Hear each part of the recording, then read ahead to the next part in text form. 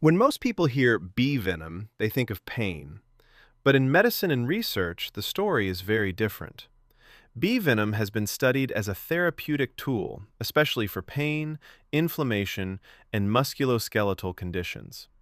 What makes it fascinating is that something known for causing pain may also help reduce it under the right conditions.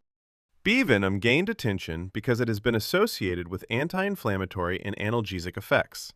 The paper explains that bee venom contains several active components, and that is one reason it has been explored in different therapeutic settings, especially conditions involving inflammation and pain.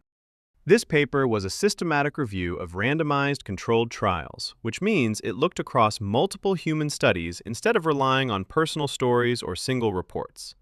In total, the review included 12 randomized controlled trials and examined both clinical effectiveness and side effects.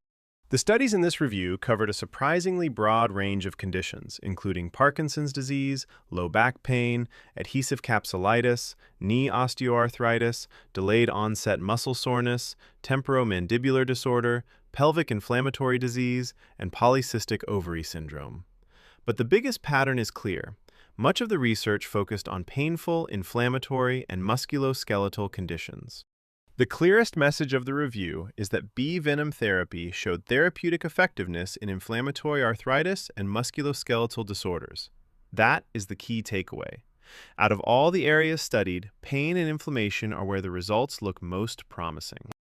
In frozen shoulder, studies reported improvement in pain and disability scores, including longer-term follow-up. In knee osteoarthritis, several WOMAC measures improved. In chronic low back pain, pain intensity was reduced.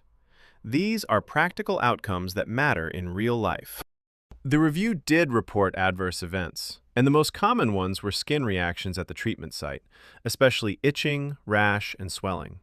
So the message is not that bee venom therapy is side effect free. The message is that the most commonly reported effects in these studies were mostly local, skin-related reactions. Bee venom therapy is attracting interest because it combines something many people are looking for, a natural origin therapy with potential benefits in pain and inflammation. And when early human studies start showing meaningful improvements, attention naturally grows. If we sum this up clearly, bee venom therapy is no longer just an old traditional concept. It is an emerging therapeutic field, and the most convincing human findings so far are in pain and inflammation. The field still needs larger trials, but the signal is strong enough that it deserves real attention.